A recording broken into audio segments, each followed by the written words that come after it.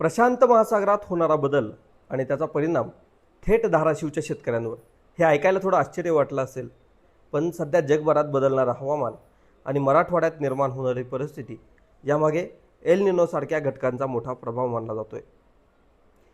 पूर्वी पाऊस वेळेवर यायचा, जूनमध्ये पेरणी व्हायची आणि शेतीचं गणित देखील साधारण ठरलेलं असायचं। पण आता परिस्थिती बदलली आहे।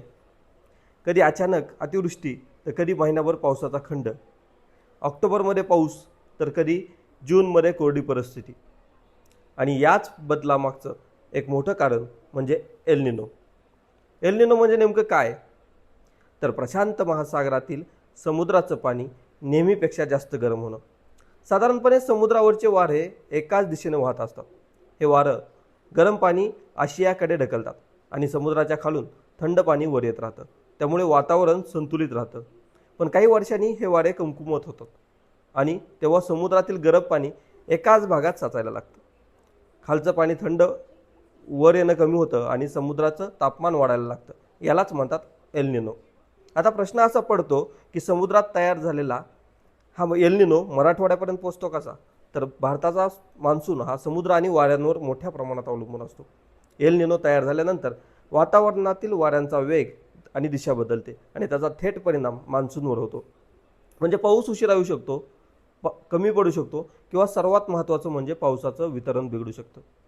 आणि सध्या हवामानाने यंदा सरासरीच्या 90% पाऊस होण्याचा अंदाज व्यक्त केला आहे, ज्यामध्ये 4% प्लस मायनस असं सांगितले। म्हणजे पूर्ण दुष्काळ किंवा पूर्ण अतिवृष्टीचं चित्र नसलं तरी काही भागात जोरदार पाऊस तर काही भागात मोठा खंड अशी परिस्थिती निर्माण होऊ शकते।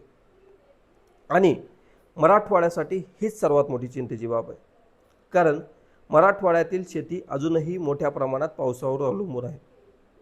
खास करून धाराशिव जिल्ह्यात खरीप हंगामात मोठ्या प्रमाणात सोयाबीनचं पीक घेतलं जातं। जिल्ह्यातील हजारो शेतकऱ्यांचं अर्थकारण याच पिकावर अवलंबून असतं। मग सोयाबीनला सुरुवातीच्या काळात सतत ओलावा लागतो। जर जूनमध्ये वेळेवर चांगला पाऊस झाला नाही तर पेरण्या लांबू शकतात आणि पेरणीनंतर पावसात मोठा खंड पडला तर उगवण कमी होऊ शकते, रोपं वाळू शकतात, फुलगळती होऊ शकते आणि दुबार पेरणीची देखील वेळ येऊ शकते। फक्त सोयाबीनच नाही तर तूर, उडीद, मूग आणि कापूस यांसारख्या पिकांवरही याचा परिणाम होऊ शकतो। तापमान वाढल्यामुळं किडी आणि रोगांचा प्रादुर्भाव वाढण्याची शक्यता देखील आहे।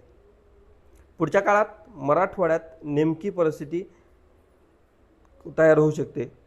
तर तज्ज्ञांच्या मते पावसाचं वितरण असंच अनियमित राहिलं तर मराठवाड्यात दुष्काळ आणि अतिवृष्टी ही दोन्ही टोकाची संकटं जी आहे ती वाढू शकतात। धरणांमध्ये अपेक्षित पाणीसाठा न होणं, भूजल पाणी पातळी जी आहे ती घटणं, विहिरी बोर कोरड्या पडणं, पिण्याच्या पाण्याचा प्रश्न गंभीर होणं आणि जनावरांसाठी हिरवा चारा कमी पडणं, अशी परिस्थिती जी आहे ती मराठवाड्यात निर्माण होऊ शकते। याचा परिणाम फक्त शेतीवर नाही तर संपूर्ण ग्रामीण अर्थव्यवस्थेवर देखील होऊ शकतो। भाजीपाला आणि धान्याचे दर वाढू शकतात, मजुरांच्या हाताला कमी काम मिळू शकतं आणि शेतकऱ्यांचा उत्पादन खर्च देखील वाढू शकतो। याने 2015च्या काळामध्ये मराठवाड्यात गंभीर दुष्काळाची परिस्थिती निर्माण झाली होती। धरणं कोरडी पडली होती, टँकरने पाणी पुरवठा करावा लागला होता आणि अनेक गावांमध्ये पाण्याचा मोठा प्रश्न निर्माण झाला होता। मग या परिस्थितीत उपाय काय करावेत? तर तज्ज्ञांच्या मते आता शेतीचं नियोजन बदलण्याची वेळ आली आहे। घाईत पेरणी करू नये, 2 ते 3 चांगले पाऊस झाल्यानंतरच पेरणी करावी, जी कृषी विभाग आपल्याला सातत्यानं सांगतं। कमी कालावधीत येणाऱ्या, कमी पाण्यात टिकणाऱ्या वाणांना प्राधान्य देण्यात यावं। शेततळे बांधबंदिस्ती, पाणी साठवण यावर जास्तीत जास्त भर द्यावा। ठिबक सिंचन, आंतरपीक पद्धतीचा वापर करावा आणि सर्वात महत्त्वाचं म्हणजे हवामान अंदाज पाहूनच पेरणी असेल किंवा इतर जे निर्णय आहेत ते घ्यावेत, कारण बदलत्या हवामानात जास्त उत्पादनापेक्षा सध्या गरज आहे ते कमी नुकसान व्हावं, हीच मराठवाड्यातील शेती समोरील सर्वात मोठी लढाई बनत चाललेली आहे। आपल्याला हा व्हिडिओ आवडला असेल, आपण व्हिडिओ जर फेसबुकवर पाहत असाल तर फेसबुक पेजला फॉलो करा, यूट्यूबवर जर पाहत असाल तर यूट्यूब चॅनलला सबस्क्राईब करायला विसरू नका। धन्यवाद।